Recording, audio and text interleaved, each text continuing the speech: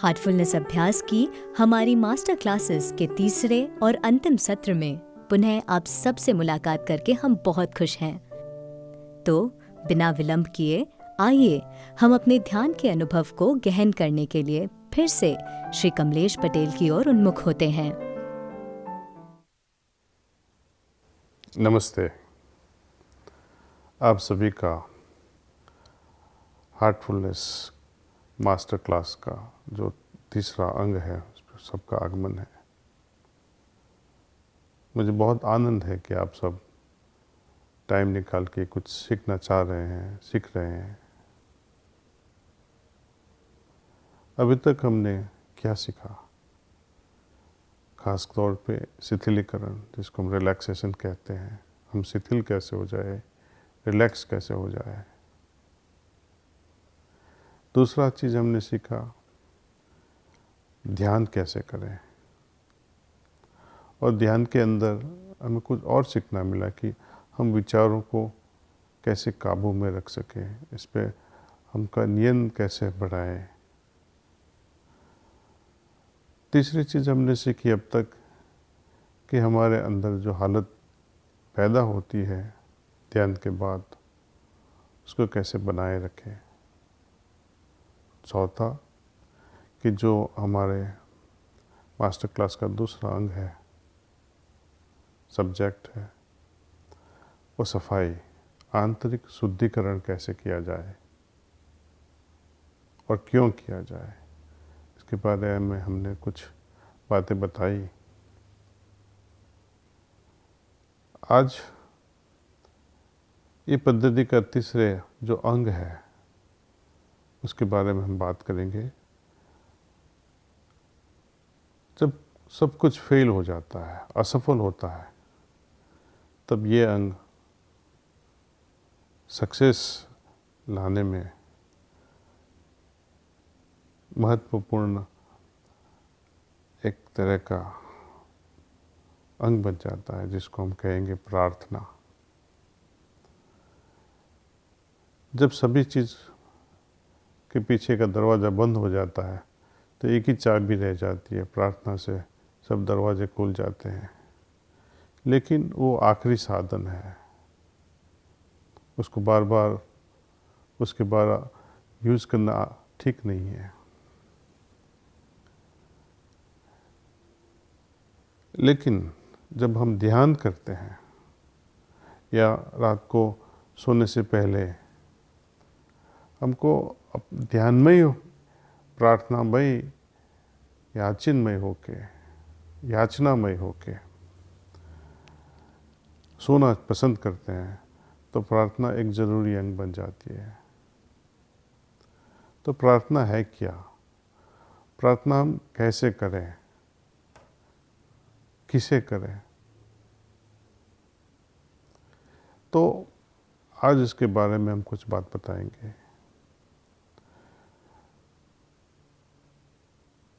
हमारा आत्मा, हमारे अंदर जो जीव है, या उसे कुछ भी कह लो ना, उसको ईश्वर भी कह सकते हैं, कई लोग उनको सोल बोलते हैं, उर्दू में उसको रूह बोलते हैं,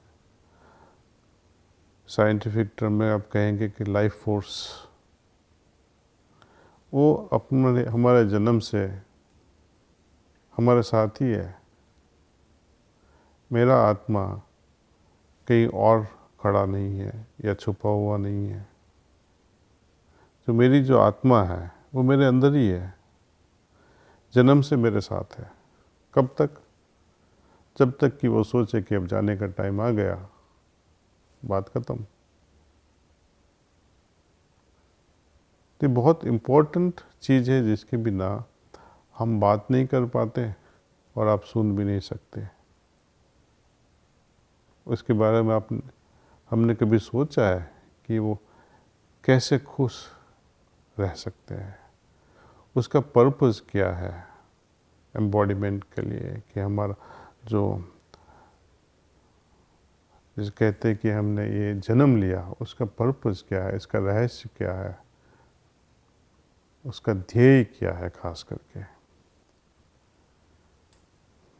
यदि वो ध्येय प्राप्ति की तरह हमारा मन लग जाए और यदि रास्ता सच हो तो आत्मा एक तरह की आत्मिक शांति अपने हृदय में पैदा कर देता है।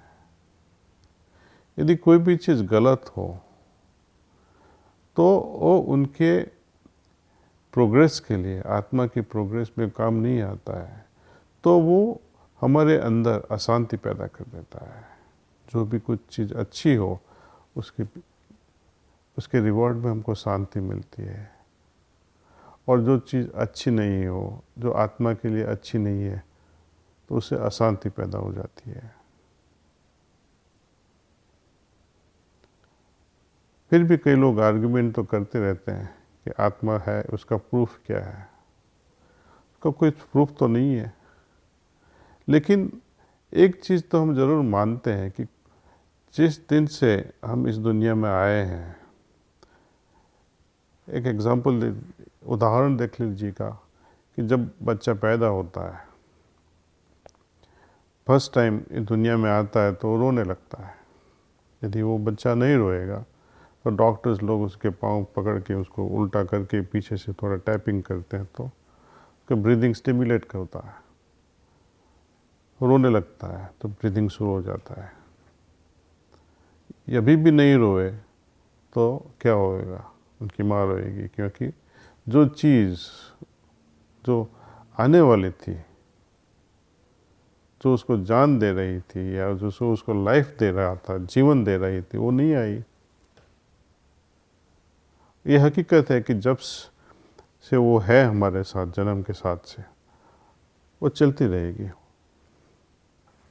कि जो जान है हमारे अंदर,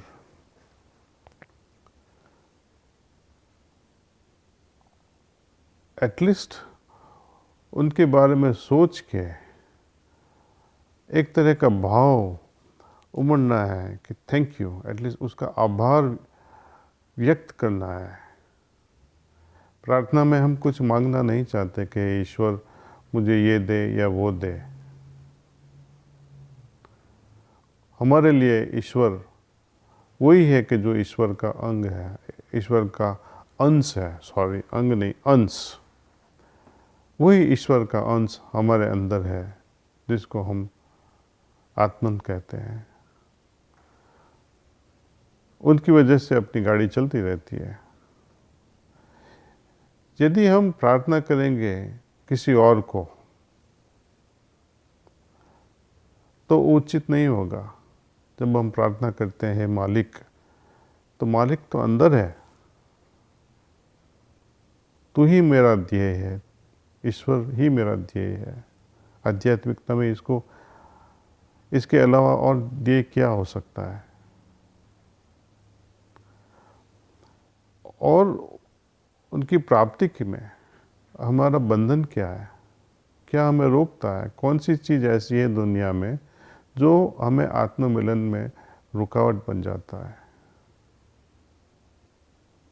उसको पहचानना है, हो सके तो उसको निकालना है। लेकिन कई बार ऐसी सिचुएशन आ जाती है ज़िंदगी में कि हम कुछ नहीं कर पाते हैं, तो इसलिए हम पीड़ित होके, याचित होके, हेल्पलेस होके हम प्रार्थना करते हैं कि हे मालिक, तू ही मेरा ध्येय है। हमारी में जो कुछ अड़चन है, ये कुछ जो हमें रोक रही है, उसको निकालना है। प्लीज़ उसको निकालो, आपके बिना ये कोई कर नहीं सकता है। तो यही भाव से हमें ईश्वर की ओर अपना मोड़ झुकाना है, अपना हृदय को भी झुकाना है।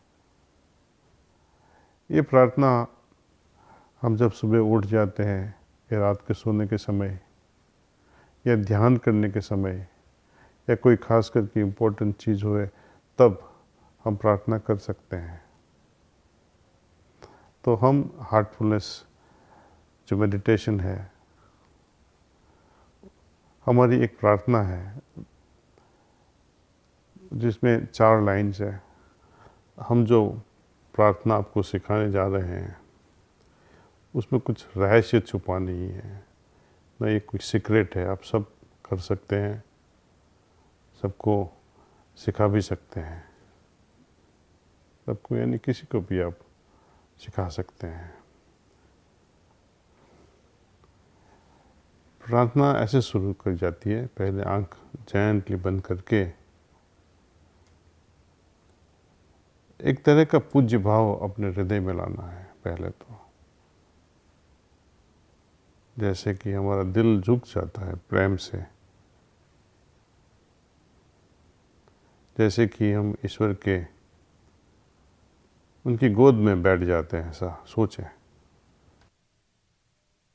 हे नाथ, तू ही मनुष्य जीवन का वास्तविक ध्येय है। तू ही मनुष्य जीवन का वास्तविक ध्येय है। हम अपनी इच्छाओं के गुलाम हैं। हम अपनी इच्छाओं के गुलाम हैं, जो हमारी उन्नति में बाधक है। तू ही एकमात्र ईश्वर एवं शक्ति है, जो हमें उस लक्ष्य तक ले चल सकता है। तू ही एकमात्र ईश्वर एवं शक्ति है, जो हमें उस लक्ष्य तक ले चल सकता है।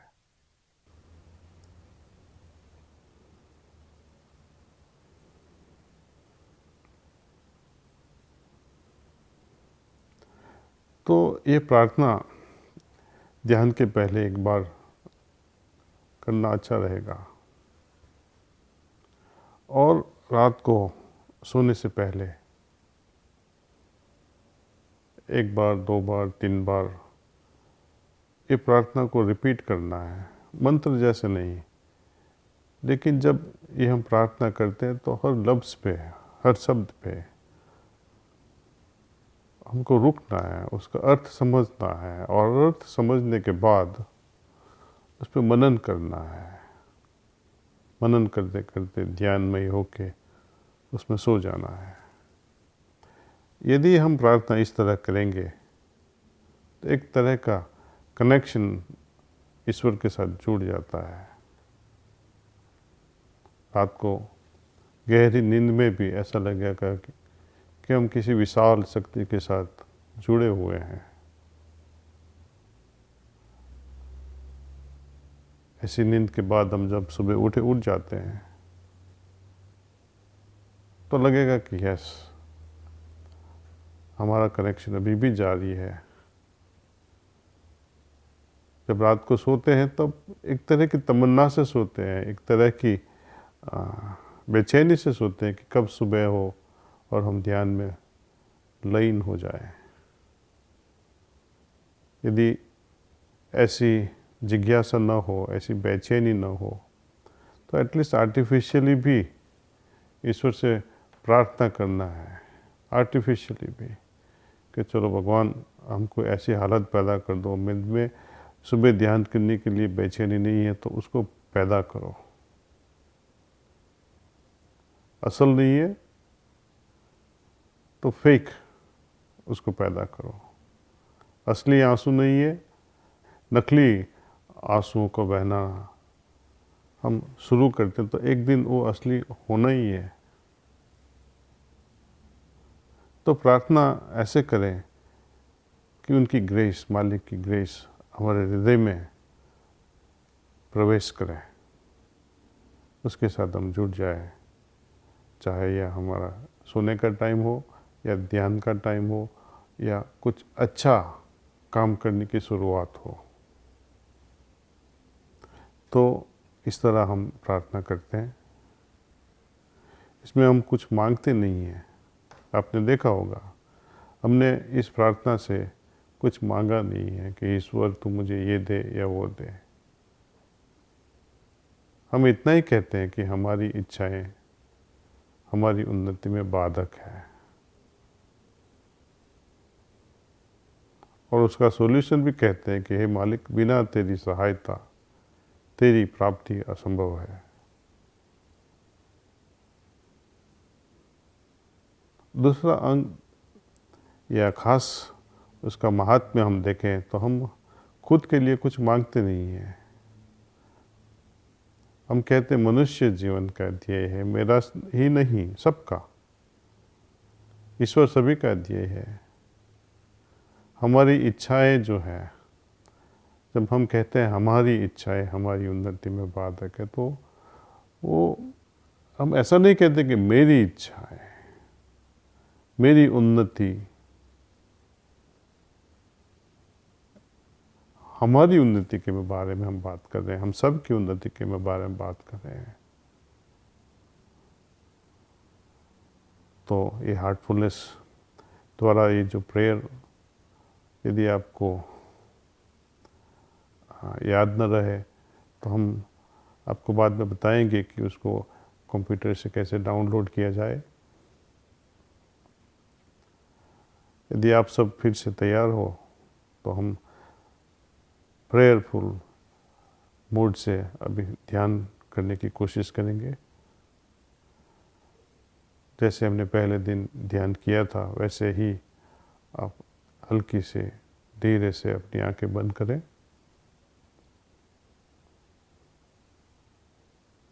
सोचिए कि मेरे हृदय में वो ईश्वरीय प्रकाश मौजूद है और मुझे उनकी ओर खींच रहा है। मेरे हृदय में प्राणाहुति आ रही है जो मैं आपसे ट्रांसमिट करूंगा।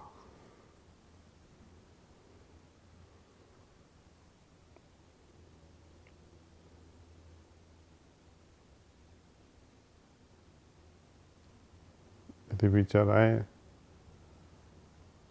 तो खुद को याद कराएं कि मैं ध्यान में बैठा हूँ।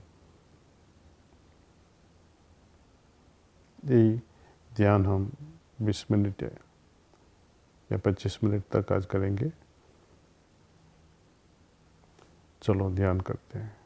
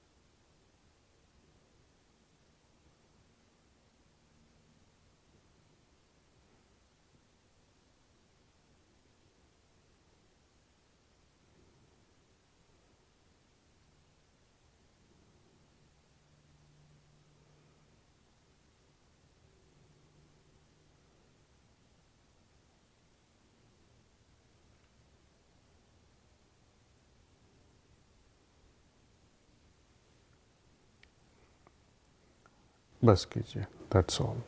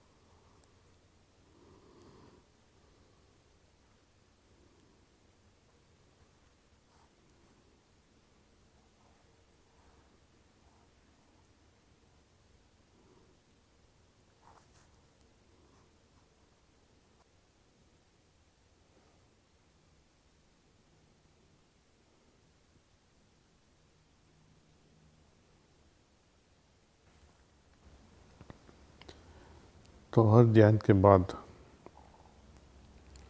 हमें देखना है कि हमारे अंदर क्या फ़र्क है, क्या फ़र्क पैदा हुआ, क्या हमारी हालत क्या बन गई अब, उसके बारे में गौर कीजिएगा। ये हालत ध्यान के पहले और ध्यान के बाद उसके कंपेयर करनी है। हर ध्यान के बाद हमारी हालत में हल्कापन महसूस होएगा, शांतिमय महसूस करेंगे हम। ध्यान के अंदर और ध्यान के दौरान कुछ भी होता है, फॉर एग्ज़ाम्पल बहुत विचार आते हैं या रेस्टलेसनेस बन जाते हैं, कोई बात नहीं, लेकिन इम्पॉर्टेंट चीज़ है कि हम ध्यान के बाद हमारी हालत कैसी है। यदि वो अच्छी है तो ध्यान में कुछ भी हो उससे कोई मतलब नहीं। हमें सिर्फ उस विचारों को, वो हालत को याद किए हुए अपनी डायरी में लिख लेना है। ऐसे जो लोग लिखना नहीं चाहते हैं, ठीक है, आपकी मर्जी है, लेकिन आप लिखोगे 1 साल, 2 साल, 3 साल, 10 साल के बाद आपको महसूस होगा, आप देख पाएंगे कि हमारी प्रोग्रेस, हमारी प्रगति कैसे हो रही है। सो अंत में आपसे यह कहूँगा कि आपने जो 3 चीज़ सीखी है, 3-4 चीज़, अब जब भी जी चाहे हमारे लोकल जो प्रशिक्षक लोग हैं इनसे कांटेक्ट कर सकते हैं, नहीं तो अपना एक कंप्यूटर से या अपने मोबाइल फ़ोन से भी आप रिक्वेस्ट कर सकते हैं कि हम ध्यान करना चाहते हैं, आप हमें प्राणाहुति दो, हम हमें सिटिंग दो। यदि आपको कोई क्वेश्चंस भी हो तो वो भी आप हमें लिख सकते हैं, तो स्क्रीन पे भी बताया जाएगा। सो आपका बहुत बहुत धन्यवाद। फिर कभी मिलेंगे। नमस्ते।